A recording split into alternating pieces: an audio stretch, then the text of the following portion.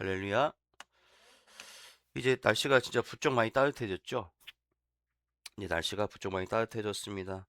그래도 아침 저녁으로는 아직 쌀쌀하니까 뭐 집에서 학교에서 건강 관리 잘 하시고 어, 아프지 말고 건강하게 잘 좀 지내십시오. 이 사진 포인트.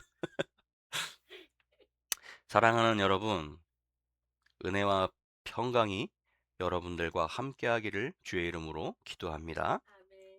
오늘 오늘부터는요 우리가 다시 이제 수요일 날 하다 멈췄던 로마서에 대해서 이제 로마서를 함께 나누려고 합니다.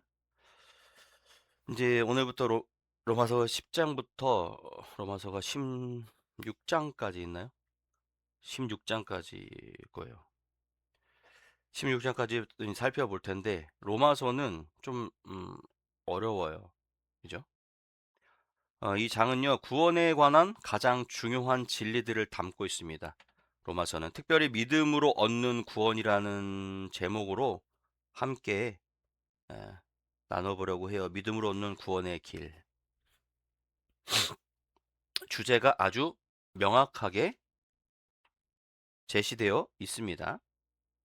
우리가 잠깐 9장을 살펴보면 로마서 9장에서는요, 바울은 하나님의 주권적인 선택에 대해서 말씀하고 있어요. 하나님이 주권적인 선택, 하나님께서 주권적으로 우리를 선택하셨다.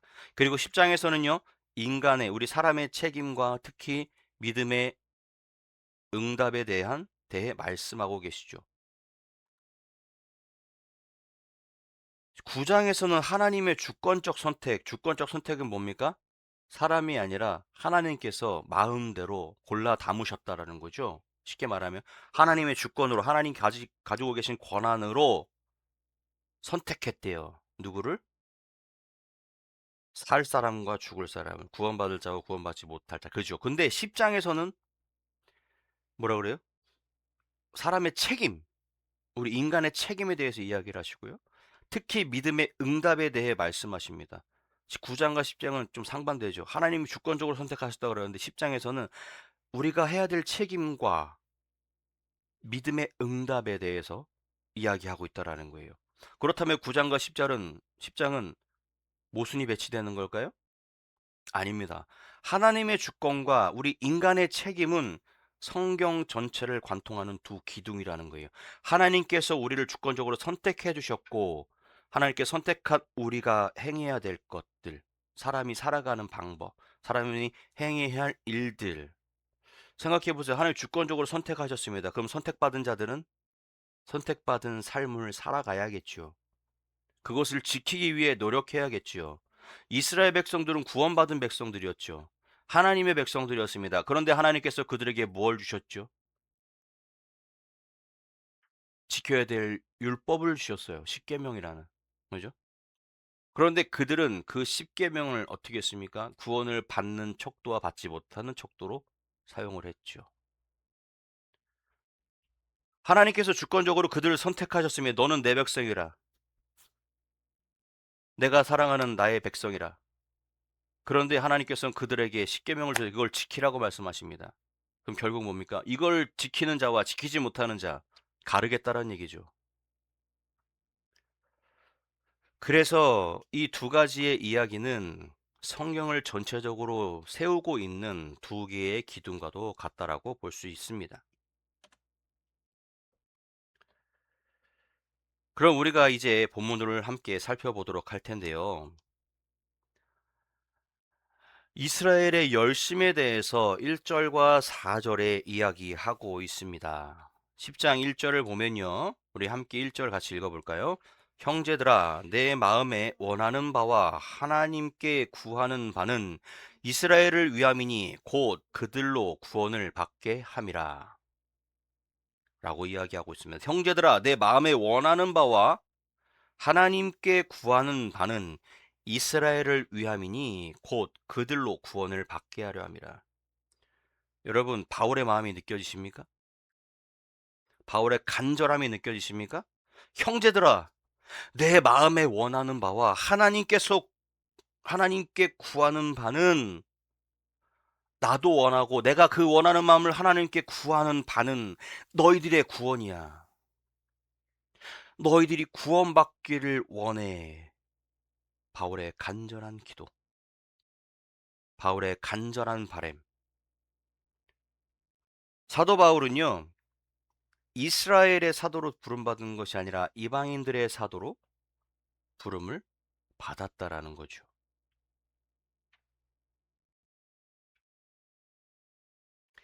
자기 동족, 하지만 자신의 동족인 이스라엘에 대한 사랑을 잃지 않았다라는 거죠. 그는 밤낮으로 이스라엘의 구원을 위해 기도했습니다. 우리 2절 함께 볼까요? 내가 증언하노니 그들이 하나님께 열심히 있으나 올바른 지식을 따를 것이 아니니라. 여기서 우리는 아주 중요한 것을 발견합니다.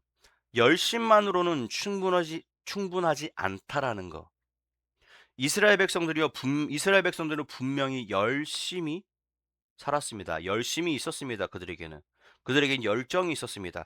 그들은 안식일을 잘 지켰고요. 율법에 대해서 연구했고요. 성전 예배를 잘 드렸습니다. 그러나 그들의 열심은 올바른 지식을 따른 것이 아니었다라고 바울은 이야기해요.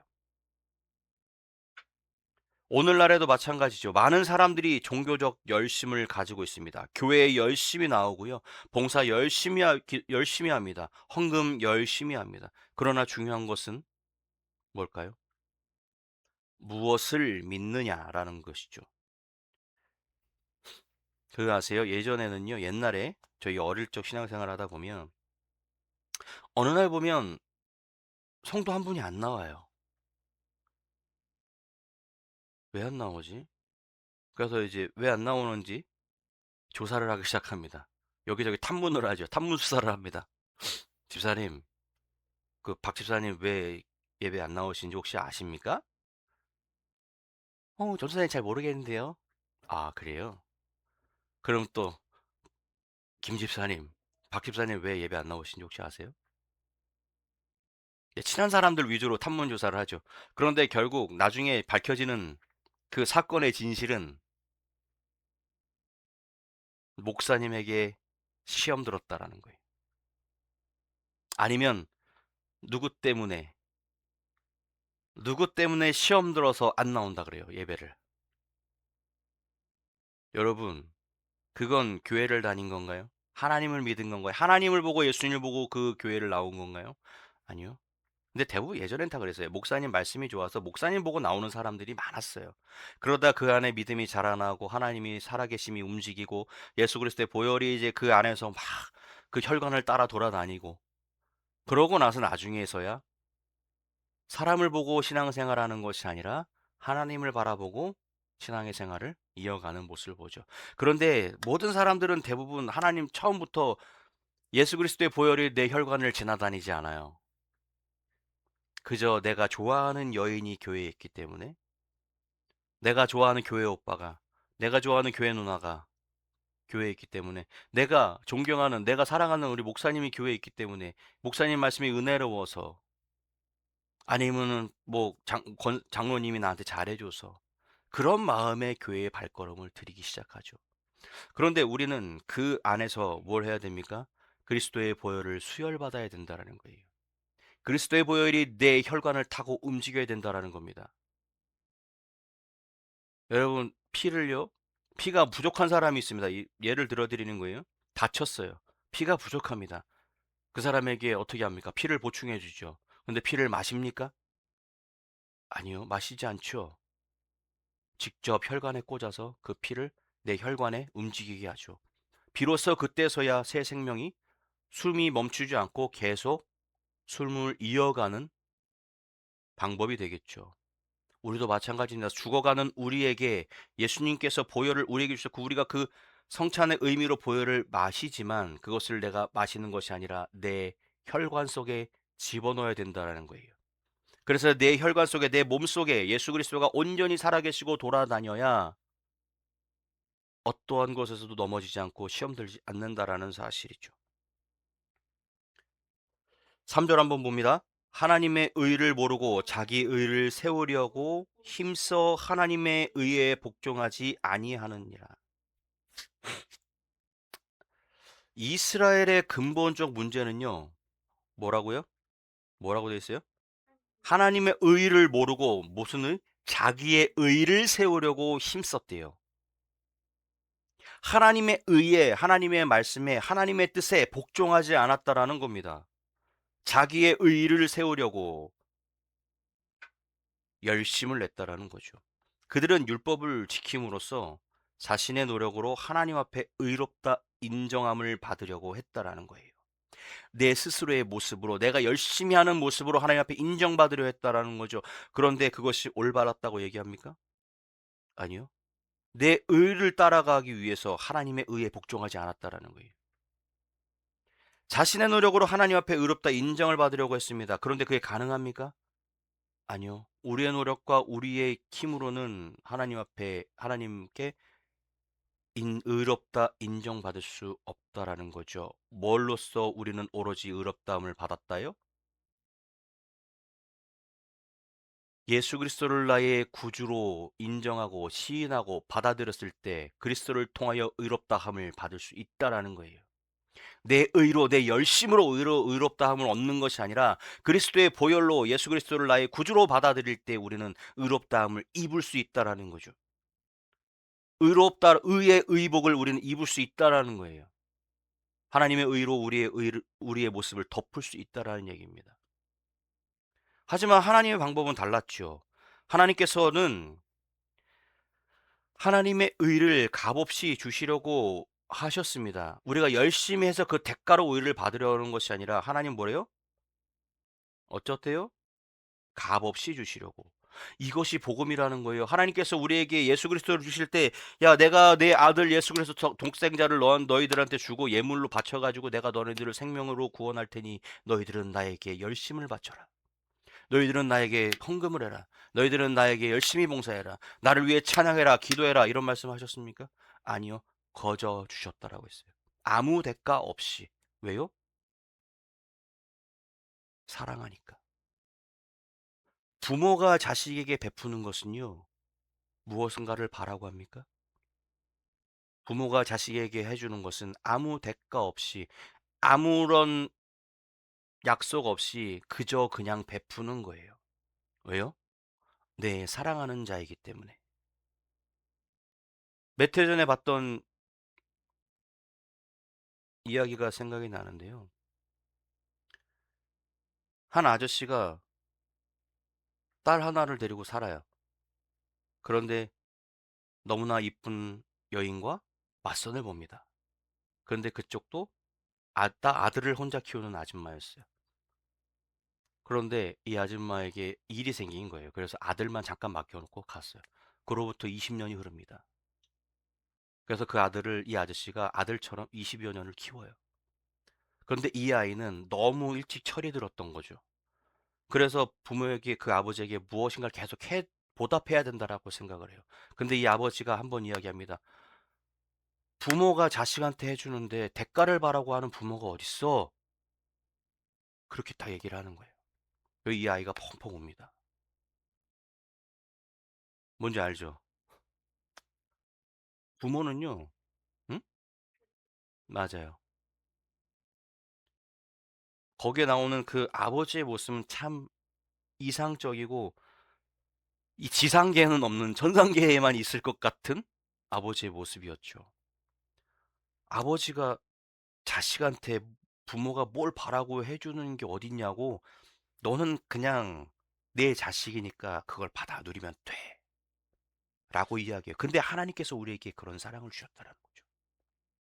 하나님께서 우리에게 아무 대가 없이 그리스도를 보내심으로 우리에게 하나님의 의를 거저 주시기 위해서. 왜냐하면 우리가 의롭다함을 얻지 못하면 우리가 구원받을 수 없기 때문에. 그런데 사람이 앞에도 말씀드렸듯이 뭐예요? 사람의 노력으로는 의롭다함을 입을 수가 없다라는 거죠.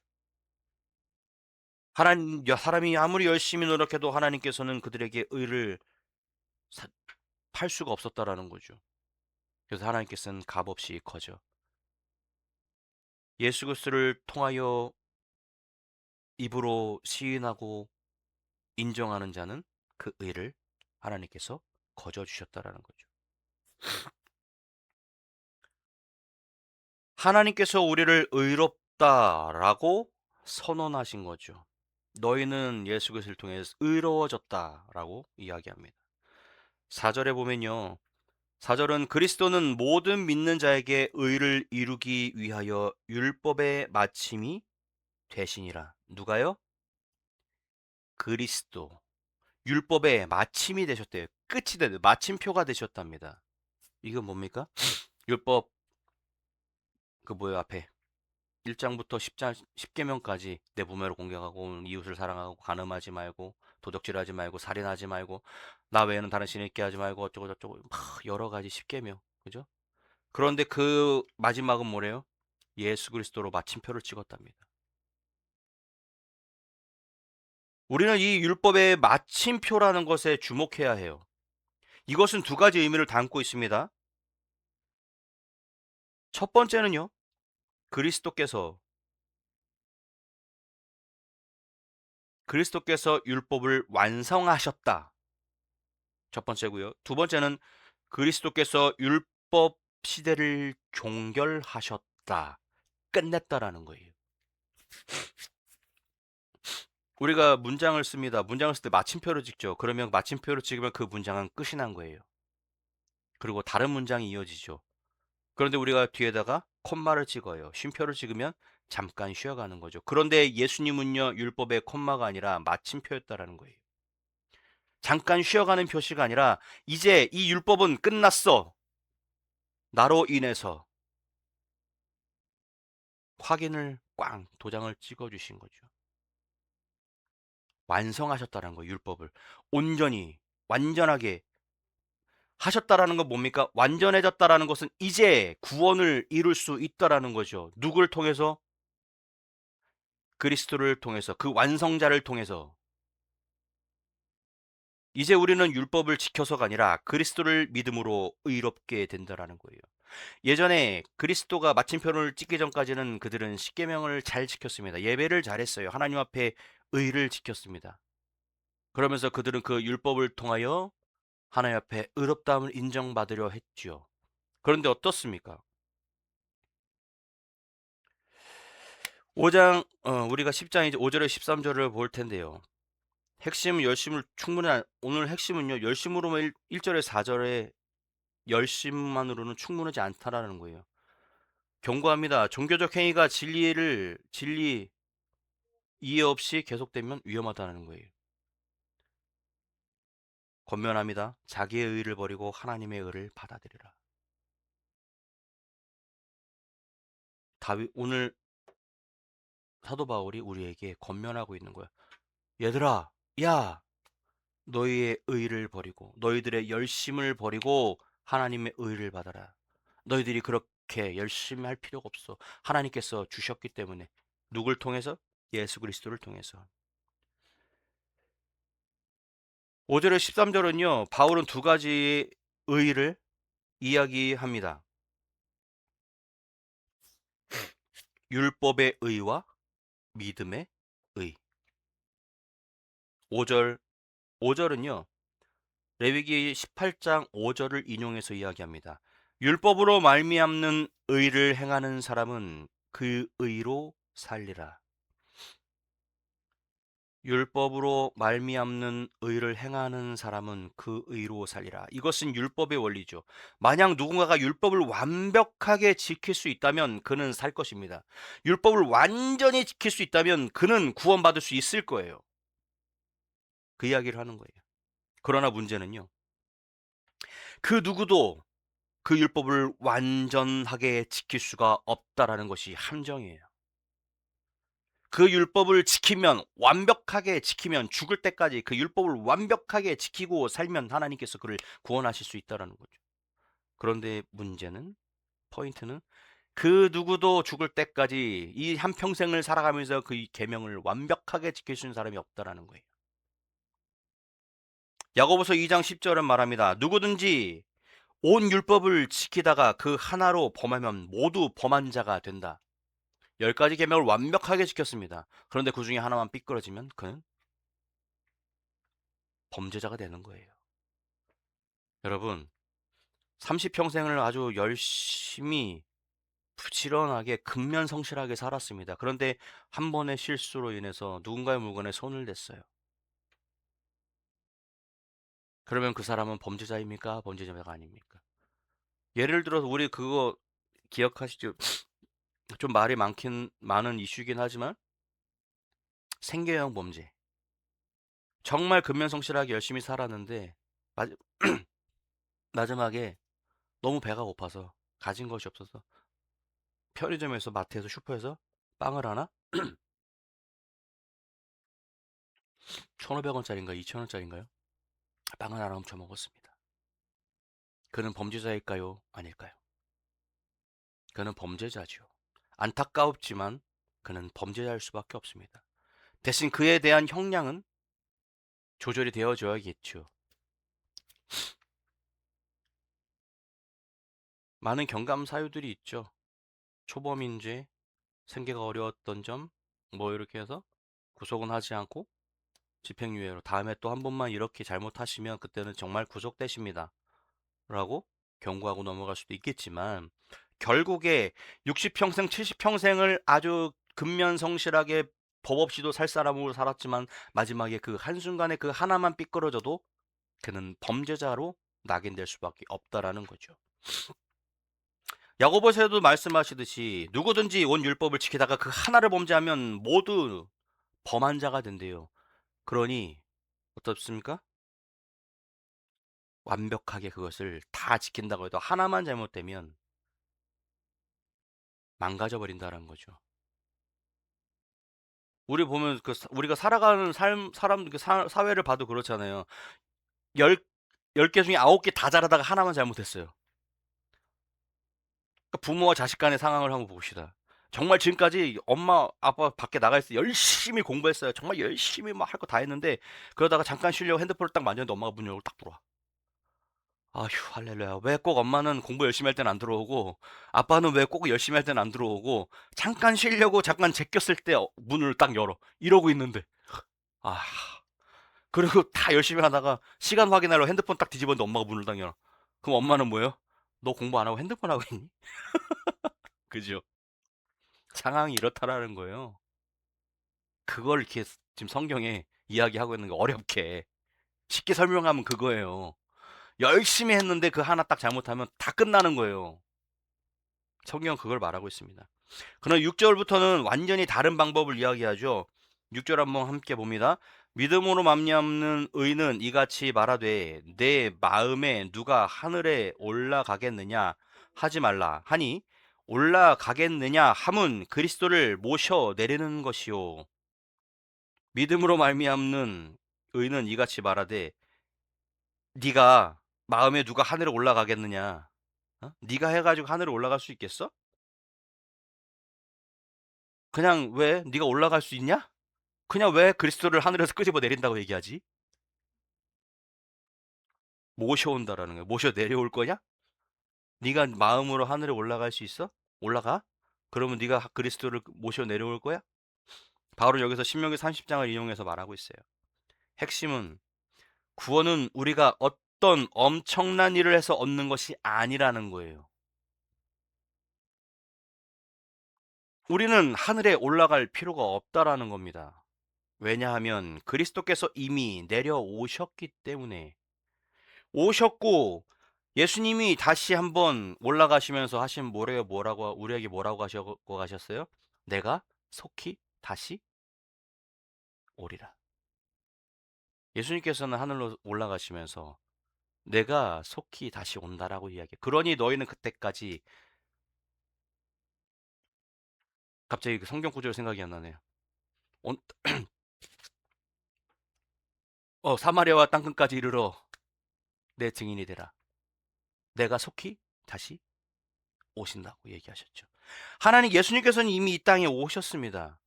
우리가 하늘로 올라갈 필요가 없어요. 왜요? 하늘로 올라오는 인간이 하나도 없었어요. 하나님이 얼마나 답답하셨으면 예수님을 아들아 미안하다. 가서 네가 좀. 보내신 거죠. 니네들 아무리 노력해봐야 니들 의로는 올라올 수가 없어. 그러니 내가 아들 보낼 테니까 아들 통해서 올라와. 아들 통해서 결주 세력 올려. 그럼 내가 사인해 줄게. 근데 그 아들에게 결제 도장을 받으러 가기가 너무나 힘들다라는 거예요. 어떻게 보면 너무 쉬운 거죠. 그 결제 도장 하나 받는 거 그냥 가서 예수님 찍어 주십시오. 하면 예수님 오케이. 통과. 근데 예수님 앞에 그것을 가지고 가서 하늘에 올라가는 것을 허락해 주세요. 라고 하기가 너무 어렵다라는 거죠. 7절에 보면요. 혹은 누가 무적행으로 내려가겠느냐 하지 말라 하니 내려가겠느냐? 함은 그리스도를 죽은 자 가운데서 모셔 올리려는 것이냐? 죽은 자 가운데서 네가 끄집어 올릴 거야? 예수님을?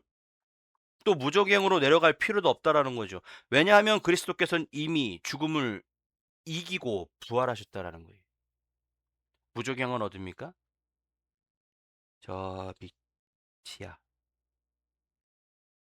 지옥을 말하죠. 죽은 자들이 머무는 곳. 죽은 자들이 머무. 너 거기 가서 네가 예수님을 데리고 올 거야? 응? 예수님은 거기 없으셔. 이미 그 죽음을 이기셔서 부활하셨기 때문에 예수님은 그 무적응이 없어. 거기 내려갈 필요도 없단다. 사랑하는 성도 여러분, 아직 아니에요. 눈 동그래질 필요 없어요. 사랑하는 성도 여러분, 이것이 복음의 아름다움이지요. 구원은 이미 완성되어졌다라는 거예요. 우리가 무엇을 더 할 필요가 없습니다. 그리스도께서 모든 것을 이루셨기 때문에 우리는 더 무엇인가를 할 필요가 없다라는 거예요. 그렇다면 우리는 무엇을 해야 할까?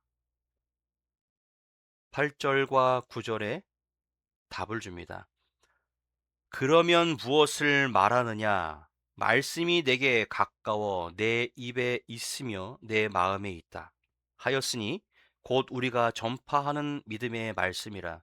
내가 만일 내 입으로 예수를 주로 시인하면 또 하나님께서 그를 죽은 자 가운데서 살리신 것을 내 마음에 믿으면 구원을 받으리라.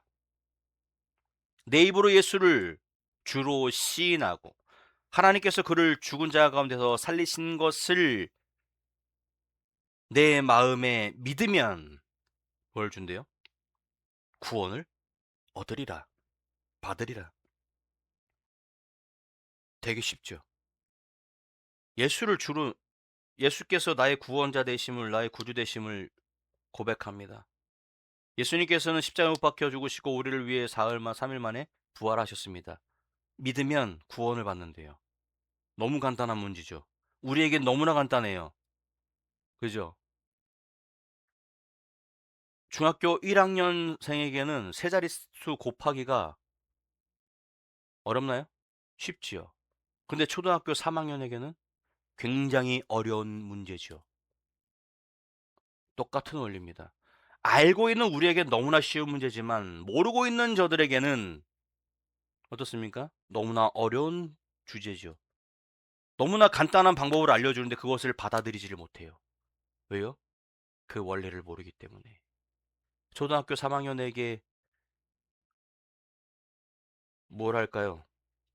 좀 어려운 걸 알려준다고 쳐요. 수학의 기호 같은 거. 받아들이질 못하죠. 왜? 들어보질 못했고 알지 못하고. 그런데 그것을 받아들이기까지 시간이 오래 걸리죠. 근데 어느 순간 그것을 받아들이면 그것은 뭐가 돼요? 내게 되잖아요. 예수님도 마찬가지라는 거예요. 내가 만일 입으로 예수를 주로 시인하면 죽은 자 가운데서 예수님께서 다시 살아나시는 것을 내 마음에 믿으면 이제 그 예수님은 너의 것이 되는 거야. 예수님은 구원이시기 때문에 구원을 받는데요. 예수님이 내게 되는 거죠. 얼마나 너무나 완벽하게 단순합니까? 구원의 조건은 딱 이 두 가지밖에 없어요. 다른 조건이 없습니다. 예수님을 구주로 시인하거나 시인하고 십자가에서 부활하신 것을 믿는 것. 이 두 가지 조건만 달성되면 완벽하게 우리는 구원에 이를 수 있다라는 거죠. 너무나 간단하죠.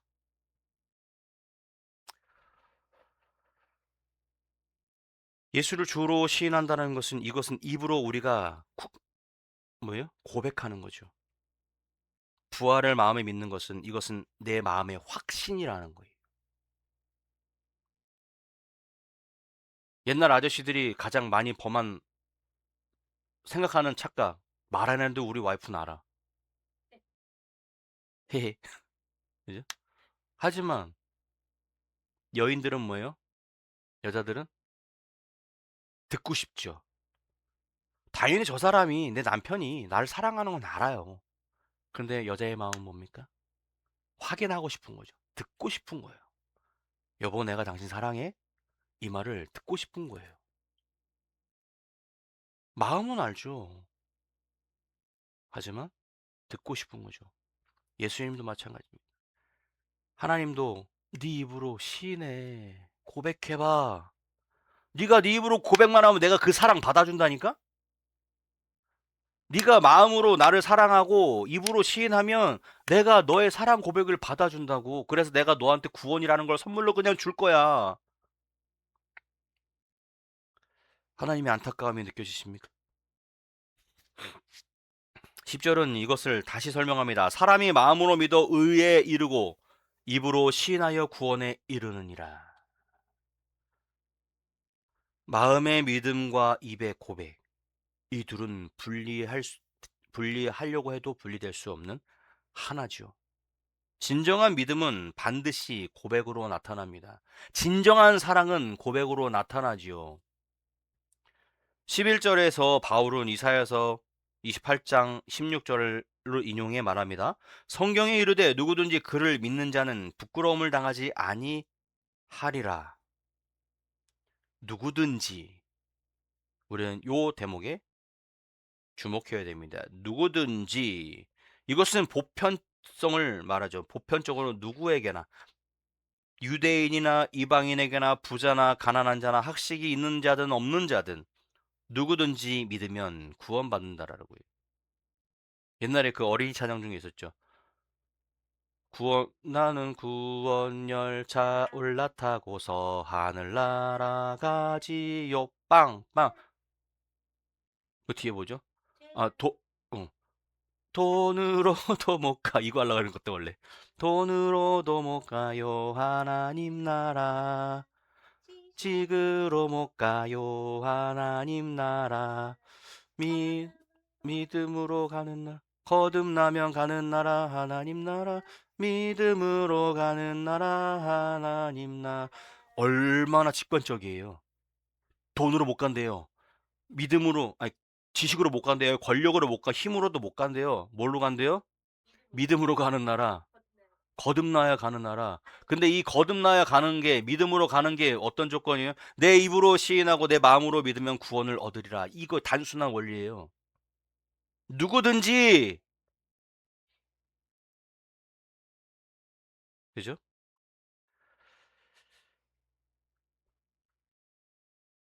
12절 13절을 한번 볼까요? 유대인이나 헬라인이나 차별이 없음이라 한 분이신 주께서 모든 사람의 주가 되사 그를 부르는 모든 사람에게 부요하시도다. 누구든지 주의 이름을 부르는 자는 구원을 얻으리라. 주의 이름을 부르는 자는 구원을 얻으리로다. 주의 이름을 부르는 자는 구원을 얻으리로다. 아멘 할렐루야. 누구든지 주의 이름을 부르는 자는 구원을 얻으리라. 하나님의 은혜는 차별이 없다라는 거예요. 인종, 국적, 사회적 지위, 과거의 죄, 이 모든 것이 장벽이 되지 않는다라는 거죠. 하지만 예수님께서 오시기 전에 그 율법 시대에 그들은 어떤 행위들을 했습니까? 하나님의 성전에서 하나님의 성전 그 재판장 안에서 있는 자와 없는 자를 구별하였고 있는 자와 없는 자의 자리를 구별하고 있는 자는 법을 어겨도 용서되어지고 없는 자는 죄짓지 않아도 처벌받는 그런 악한 행위들이 벌어지고 있었다라는 거죠. 그래서 예수님께서 처음에 하셨던 게 뭡니까? 공생애 시작하고 나서 성전 청소를 시작하셨죠. 그 안에서 팔던 비둘기 다 날려보내시고 다 뒤집어 엎으시며 광란의 시간을 보내셨죠. 싹 다 내 아버지의 집은 기도하는 집이라. 비둘기를 팔았어요. 그 안에서. 왜요? 사람 재물은 뭡니까? 내가 정성껏 내 죄를 자복하기 위해서 준비하는 거예요. 그래서 갖고 와서 그것을 해야 돼. 막 와서 아이고 비둘기 안 갖고 왔네. 비둘기 한 마리 해서 잡아가 끝.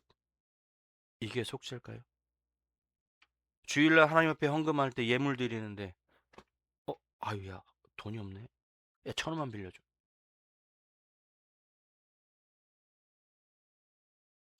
우리가 하나님 앞에 드리는 것은 감사한 마음으로 하나님 것을 구별하여 드리는 거죠. 그러면 정성껏 준비해야 된다라는 거죠.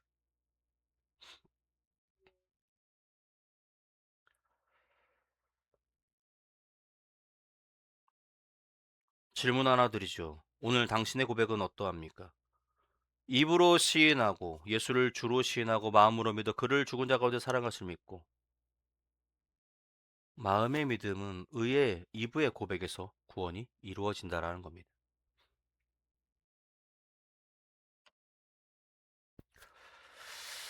여러분, 이제 바울은요. 무엇에 대해서 이야기하냐면 전도의 중요성에 대해서 이야기를 해요. 14절 15절에 보면요. 그런즉 그들이 믿지 아니하는 이를 어찌 부르리요 듣지도 못하는 이를 어찌 믿으리요 전파하는 자가 없이 어찌 들으리요 보내심을 받지 아니하였으면 어찌 전파하리요. 바울은 여기서 네 가지 연결된 질문들을 던집니다. 이것을 거꾸로 읽어보면 전도의 사슬이 보이죠. 보내심을 받은 하나님께서 전도자로 보내시고 전파함은 전도자로 복음을 전파하고 사람들이 그 복음을 듣고 듣는 자가 믿고 믿는 자들이 주의 이름을 부른다. 그죠?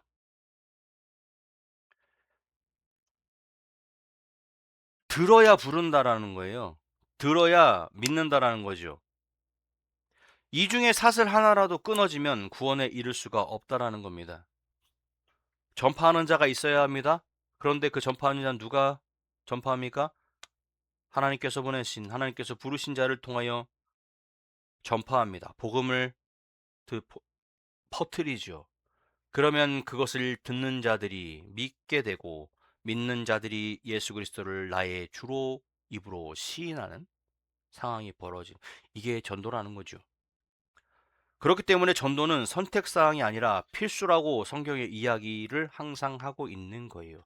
우리는 먼저 부름을 받았습니다. 우리는 먼저 그 복음을 듣고 우리는 그것을 내 입으로 시인하여 예수님을 나의 구주로 받아들였습니다. 그러면 이제 우리가 해야 될 건 내가 믿고 내가 시인하고 내가 인정하고 내가 마음으로 믿는 예수 그리스도의 복음을 다른 사람에게 이제 전해야 된다는 거. 15절 하반절에는요. 바울은 이사야 52장 7절에 인용해서 이렇게 말합니다. 기록된 바 아름답도다 좋은 소식을 전하는 자들의 발이요 함과 같으니라. 아름답도다 좋은 소식을 전하는 기쁜 소식 굿뉴스. 좋은 말은 다 엉뚱한 놈들이 갖다 써서 그 말 한마디 하기가 너무 어렵습니다. 기쁜 소식, 구원의 소식, 좋은 말은 다 갖다 써요. 이상한 애들이. 복음을 전하는 자의 발이 아름답다고 했습니다. 왜일까요? 그 발이 생명의 소식을 가져왔기 때문입니다. 그 발이 구원의 메시지를 전하고 있기 때문입니다. 막 우리 그런 거 드라마 같은데 가끔 보면 의료 드라마 이렇게 보면 그 있잖아요. 막 수술하다 피가 모자라요. 근데 그 병원에 피가 없어요. 그 피를 공수해 갖고 와요. 생명을 살리는 사람이죠. 차에 싣고 그걸 들고 뛰기 시작합니다. 그 발걸음, 그 노력, 그것들이 한 생명을 살려내는 것이죠. 우리가 바로 그런 사람들이라는 거예요. 예수님의 보혈을 들고 다른 사람들 혈관에 그 혈관에다가 바늘을 꼽아야 되는 사람 중에 하나라는 거죠. 16절에 보면 그러나 그들이 다 복음을 순종하지 아니하였도다. 이사야가 이르되 주여 우리가 전한 것을 누가 믿었나이까 하였으니. 여러분, 아주 슬프게도요, 모든 사람이 복음을 받아들이는 것은 아니라는 거예요. 이사야 시대에도 그랬습니다. 바울 시대에도 그랬고요. 오늘날도 마찬가지입니다. 예수 믿으셔야 합니다. 예수 믿으세요. 구원 받으셔야 합니다. 아, 예, 예. 이것이 우리를 낙심하게 해서는 안 된다라는 거예요. 막 그거 있잖아요. 열심히 한 사람을 대상으로 열심히 흔히 세상에서 작업을 했어요. 예수 잘 믿게 하려고. 가서 뭐 맛있는 것도 같이 해 먹고, 이야기도 나누고, 고민도 들어주고, 일주일에 몇 번씩 만나가면서 열심히 그 사람한테 예수님의 복음을 전했는데, 그 사람이, 아, 예, 알겠습니다. 우리 다음 주에 예배 꼭 갈게요. 그래서 나오면 너무 좋은데, 자꾸 다음 주에 갈게요. 이번 주에 갑자기 일이 생겼어요. 일이 생겨서요. 다음 주에, 다음 주에, 다음 주에, 다음 주에, 다음 주에. 결국 다 나버려요. 아, 저 사람 교회 안 올 사람인가 보다. 내가 지금까지 열심히 공들였는데, 열심히 복음 들은 했는데, 실망하지 마시기 바랍니다. 9장은 뭐였어요? 로마서 9장? 하나님의 주권적 선택. 선택은 내가 하는 것이 아니라 하나님께서 하시는 거예요. 나는 그저 복음을 전했는데, 그거 있잖아요. 어느 뭐 이렇게 얘기도 이렇게 막 부흥한 교회들 얘기 들어보면 가서 예수 믿는 사람 다 교회 왔대요. 그 사람들은. 그래서 교회 개척하고 나서 뭐 1년도 안 돼가지고 막 200명, 300명씩 내가 교회를 막 2년 만에 막 건축하고 이랬대요. 그들은 뭐 특별한 전도의 능력이 있었을까요? 아니요. 하나님께서 하시니까 가능했다라는 거죠. 17절에 그러므로 믿음은 들음에서 나며 들음은 그리스도의 말씀으로 말미암느니라. 뭐래요? 믿음은 뭘로 난대요? 들음에서 나고 들음은 그리스도의 말씀으로 말미암아. 들음은 아무거나 들어서 그 믿음이 성장하는 것이 아니라 그리스도의 말씀, 하나님의 말씀, 생명의 말씀을 들음으로 말미암아 그 들음에 믿음이 생겨난다라는 거죠. 믿음은 어디서 옵니까? 들음에서 옵니다. 무엇을 듣습니까? 그리스도의 말씀을, 하나님의 말씀을 듣습니다. 이것이 전도와 말씀 사역이 중요한 이유입니다. 성령님께서는 말씀을 통해 믿음을 창조하셨죠.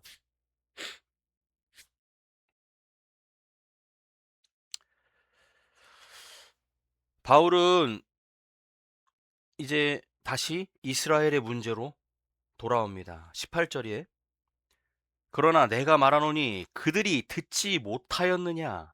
그렇지 아니하니 그 소리가 온 땅에 퍼졌고 그 말씀이 땅 끝까지 이르렀도다 하였느니라. 이스라엘이 복음을 받아들이지 않는 이유가 듣지 못해서였을까요? 아니요. 그들은 충분히 들었습니다.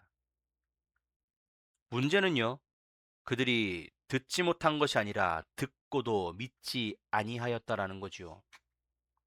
19절에서 바울은 신명기 32장 21절을 인용해서 말합니다. 그러면 내가 말하노니 이스라엘이 알지 못하였느냐?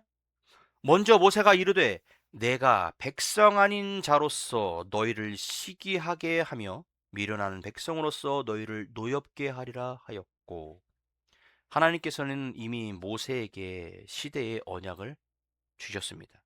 이스라엘이 거절하면 하나님께서는 이방인들을 통해 이스라엘을 시기하게 하실 것이라고 말이죠. 이스라엘이 받아들이지 못하면, 이스라엘이 거절하면 하나님께서는 이방인들을 통해 이스라엘을 시기하게 하실 거래요.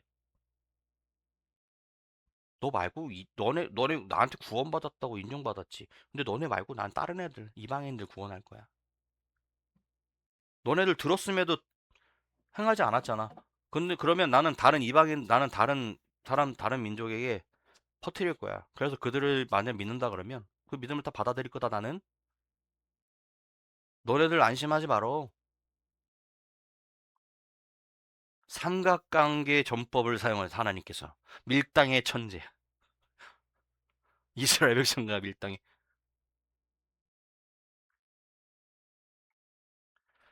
20절에 보면요. 20절은 우리 바울이 이사야 65장 1절을 인용합니다. 이사야는 매우 담대하여 내가 나를 찾지 아니한 자들에게 발견되었고 내게 묻지 아니한 자들에게 나타났노라 라고 이야기해요. 이것은 이방인들에 대한 예언이죠.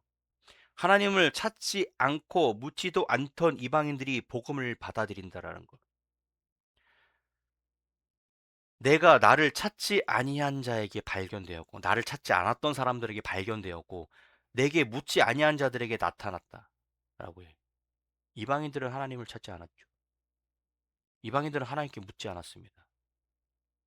그런데 그들이 복음을 받아들였다라는 거예요. 21절 마지막 절입니다. 이스라엘에 대하여 이르되 순종하지 아니하고 거슬러 말하는 백성에게 내가 종일 내 손을 벌렸노라 하였느니라. 이 얼마나 가슴 아픈 그림입니까? 하나님께서 종일 손을 벌리고 계셨답니다. 사랑의 손, 초청의 손, 구원의 손을 그들에게 펼쳐 보이고 계셨다라는 거죠. 그러나 이스라엘은 순종하지 않고 거슬러 말했습니다. 그러나 이것은 이스라엘만의 이야기가 아니죠. 오늘날에도 하나님께서는 우리에게 손을 벌리고 계십니다. 수고하고 무거운 짐진 자들아 다 내게로 오라. 하나님은 그때나 지금이나 우리에게 손을 펼치고 계시다라는 거예요. 그래서 항상 그 얘기하죠. 그 손만 잡으면 되는데 그 손 잡기가 너무 어렵다라는 거예요. 하나님은 항상 손을 뻗고 계시는데 그 뻗은 손을 잡는 거 너무 쉽잖아요. 길을 가요. 엄마가 아빠가 아이에게 손을 내밉니다. 아이는 그 손만 잡으면 안전하게 갈 수가 있어요. 부모의 손만 잡으면 그 아이는 모든 것을 보장받을 수 있습니다. 하지만 끝까지 그 손을 잡지 않는다면 그 아이에게는 위험이 도사릴 수 있다라는 거죠. 사랑하는 성도 여러분, 오늘 로마서 10장을 통해 우리는 무엇을 배웠습니까? 첫째는요, 구원은 우리의 노력이나 행위가 아니라 오직 믿음으로 얻는다라는 거, 익히 알고 있는 내용이죠. 자기 의를 세우려는 모든 시도를 포기하고 하나님의 의를 받아들여야 된다라는 거, 오늘 말씀을 통해 함께 첫 번째로 배웠고요. 두 번째는요, 구원은 누구에게나 열려 있다라는 거. 누구든지 주의 이름을 부르는 자는 구원을 받을 수 있다라는 거. 사람이요? 피부 색깔이요? 그 사람의 배경이요? 그 사람의 과거요? 아무런 문제가 되지 않는다라는 겁니다. 그것을 가르는 것은 사람의 편견이죠. 우리가 가르는 것이지 하나님은 그것을 중요치 않게 생각하신다라는 거죠. 세 번째는요, 우리는 복음을 전할 책임이 있다라는 거예요. 믿음은 들음에서 나고 들음은 그리스도의 말씀으로 말미암는다.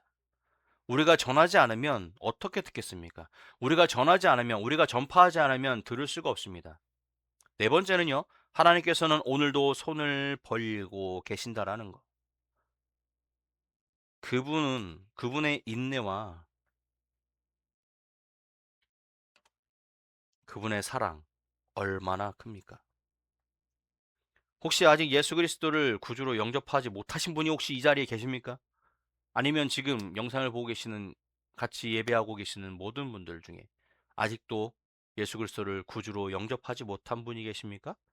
로마서 10장 9절, 당신의 위한 이야기입니다. 내가 만일 내 입으로 예수를 주로 시인하며 또 하나님께 그를 죽은 자 가운데서 살리신 것을 내 마음에 믿는다면 구원을 받으리라. 이미 믿음을 가진 성도들에게는요, 이런 질문을 드려보겠습니다. 우리는 복음을 전하고 있습니까? 아름답도다, 좋은 소식을 전하는 자들의 발이요. 우리 발이 그러한 발이 되기를 원합니다. 마지막으로 우리 모두 하나님의 은혜에 감사하시기 바랍니다. 우리가 하나님을 찾기 전에 하나님께서 먼저 우리를 찾으셨습니다. 우리가 의로워서가 아니라 그분의 은혜로 우리는 구원받았습니다. 기도하겠습니다. 사랑의 하나님 아버지, 오늘 로마서 10장을 통해 구원의 복음을 다시 한번 깨닫게 하심을 감사드립니다. 오늘 우리의 행위가 아니라 오직 믿음으로 오직 은혜로 구원을 받았음을 고백합니다. 우리도 복음을 함께 담대히 전하는 자들이 되게 하여 주옵소서. 아직도 손을 벌리고 계시는 주님의 사랑을 기억하며 잃어버린 영혼을 향한 마음을 품게 하소서. 예수 그리스도의 이름으로 기도드렸습니다. 아멘.